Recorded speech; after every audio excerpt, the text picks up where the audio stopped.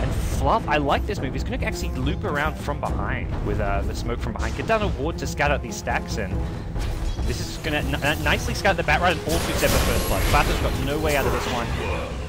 Fluff gets the last hit with the Howl. Probably maybe wanted to leave that for the Viper, but... Yeah, to just try to get some XP, and look at him, he's already level 4 right now. So he's getting a lot out of this, and if Bone 7 hadn't died there, they would have been accomplishing like pretty much everything on the map that they want to. Bottom tower is under attack. Bone 7 also doesn't even get the big camp back because the skeletons block the spawn. Oh, that really hurts him. And better hero, like Treant's not going to get past there, but maybe Zeus does. He's really short. It's like the one. It's like he does his aerobics, right yeah. Zeus looks like an aerobic constructor. Envy gonna chrono for the tower. I guess why not? That's probably worth it. Just constant dewarding and map control that the Venom provides. Scouted out by the Overlord. There's the chrono. No swap available. Where's the Vengeful Spirit on the low ground? Doesn't actually have the swap. There's the other last second swap. Gets the Juggernaut out. Can he turn an Omni Slash to the healing ward? It's not going to save him though. Mike gets one kill before he's going to go down. It looks like he's dead as well. Oh, that's a full man in the center of the other heroes. Alright, well. We'll see what the plans can be. Flatter's picked up a Hex on his Venomancer. He's actually so farmed. He's pretty much got everything he wants to at this point in the game. And there's no BKBs either. He can even add one more big item to this. Maybe a refresher so he gets 2 ultis and 2 hexes off. No, that doesn't do anything. I don't think they don't stack, right? There's no, they don't stack, but like I guess it's a, but he's gonna die 60-second cooldown, so yeah, maybe not. Maybe he just gets tank here. 2 hexes, I don't know. Yeah, I think Heart of Tarrasque, Skadi even against like a, I don't know, the Jug. Assault Cuirass is be okay. I don't know what the item is this game. I mean, I don't think it matters. I think he could just buy the wards for the team from here on out. He's got, like you said, he's got all he needs really. So. Once you, I mean, I feel like once you, blink Ags, everything after that is just kind of, yeah. You're hopeful. I feel like even if he didn't have a Hex right now, if somehow he dropped his Hex and got destroyed, it wouldn't really change how any team fight broke out. Maybe it means you can find the Jug and gank him with a Blink Hex, well I guess if Lion's not there for example, but you've got Lion with the Blink Hex, you've got Batrider with Blink Lasso, there's so much good catching from Cloud9's draft. If I had to go back in time and replay this game as Fire's coach, I would tell them, try to get Mike a little bit more. Like, we were kind of laughing about how he was, like, just close to the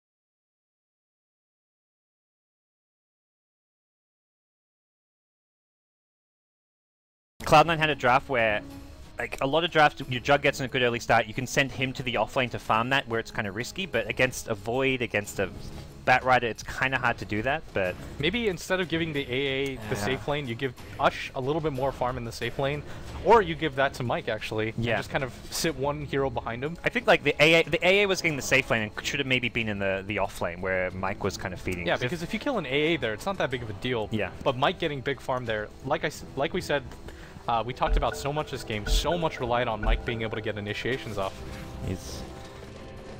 Well, the other big pivotal moment is still when the Envy, when they almost put into the Ancients. I feel like if Fire had got that kill and then got Roshan... That was a Roshan and a kill on a carry, they could have gone high ground with that. I mean, that right there could be Fire winning the game, so even with how things went out. Oh, there's a Blink Hex. Usher's down for. He's got the Chain Hex, the second Impale. So many ults going off on him right now. Lasso, that was double Hex, Lasso, and Impale. The lockdown duration was just... The Zeus ult as well, the Poison Nova. Yeah. That was pretty much everything they've got. 4, 7.5, you get another, like, 2 and a bit.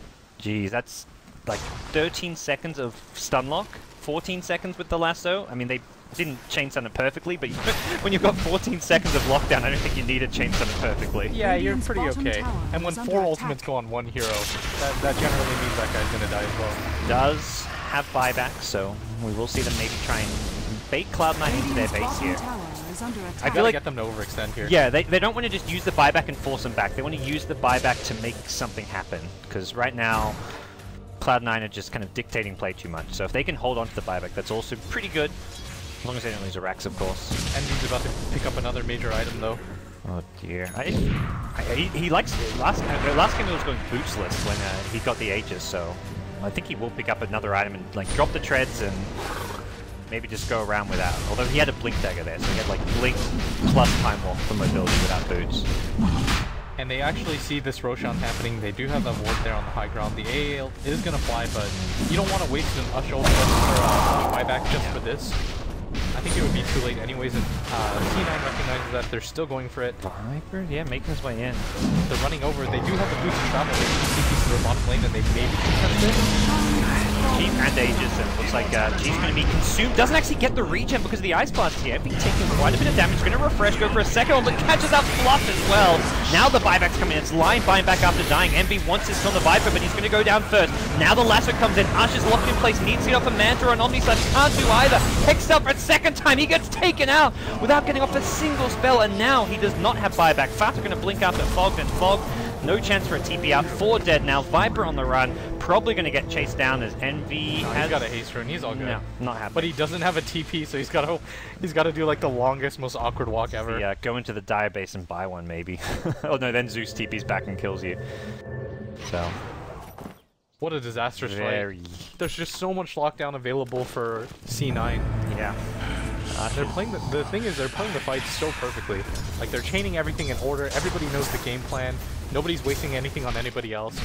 Because where's the damage coming out from Fire at this point without the juggle? And the nice thing with this Venom Hex, it means Fata can be the one kind of preventing the Jug Omni Slash. Because if you see the Lion, you immediately look to use your Omni Slash before he blink hexes you. But you're not. Fata wants to be in the front lines while Misery does not.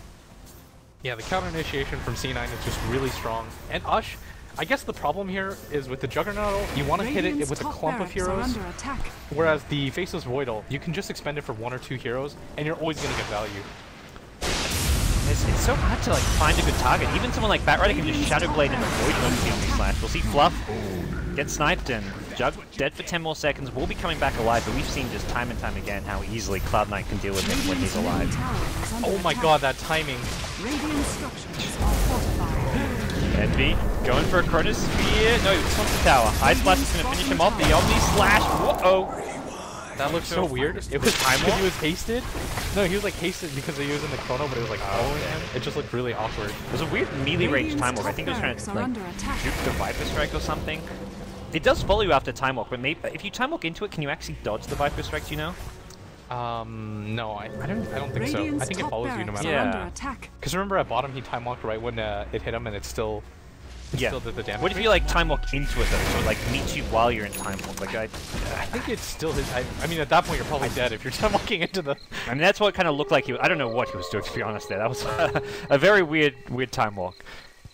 Dagon 5 going to be the build for Fata, and as far as late game items go, this seems like a pretty nice little pickup. Get some more burst damage. There's no BKBs, you might as well. Kill Jug during the Hex a bit easier. Well, they've still got Rax standing on the Fire side, so from that point of view, you still got a chance. Most of the tier 3s are down though, so going high ground at this point is going to be really easy. If Fire makes any sort of mistake outside of their base, it's going to mean Rax. It's going to be multiple Rax. What's Bone 7 going for? He picks up a Perseverance. Probable... or a Refresher. Okay, I was about to say Lincoln's maybe against something like a swap, but... it seems for Team Fire, it's 5 men down the mid lane, hope for the best. Void is dead, no Chronosphere for 10 seconds, but that's when he's respawning, so that's not an issue. And Void does have the Refresher, yeah. Refresher on Void and Batrider for this hold. This is... I feel like Usher's just going to get picked off so easily if he actually just attacking the tower. I think he's good. Yeah, he's got a Sacred Relic. He's got his Abyssal Blade now. This is such a risky push. And they're going to lose the creep wave. They've also had a Zeus creep skipping them of all heroes. Fog's going to be stampeded out of there. And I think defensively, the Hex on the side. It's Fluff actually getting initiated here by Fata. The dagger available. Fluff's going to go down to the poison damage, it looks like. Ush gets caught again by the second Refresher. This has to mean game, I think, for Fire. He's gotten a buyback, and Fog going to get caught out by the Impale as well. TP out from Mike for the first fight. We see a Mike survive. And, yeah, down the mid lane. I think this is it. I think this is that last push which is going to end them. There is a Viper buyback, but that's about it. It's definitely not going to be able to save their save their base at this point. Bone 7 has his refresher. He's got his ultimate up. He's going to be able to lasso twice if he wants. They're just going to march down this mid lane. Not much that they have to wait for. They're going to call it. I mean, Fire haven't won a team fight in 15-20 minutes, it feels things like. don't get better at this point for them. So game 1 goes the way of Cloud9 in the winner bracket finals of the Dota 2 Asia Championships. Best of 3 though, so winner of this guaranteed a spot in the grand finals. Not guaranteed a spot in China, as only one team out of America goes there, but Cloud9 the heavy favorites, I'd say. Yeah, especially with the way that they just played right now. I think though Fire was in a good position, they were close enough. I think if they make the adjustment of giving Mike a little bit more farm there, maybe they can get stuff started on the map, because they just look stagnant for the 20-minute mark. And that's not when you want to be stagnant with the lineup with Jug and Viper. Alright.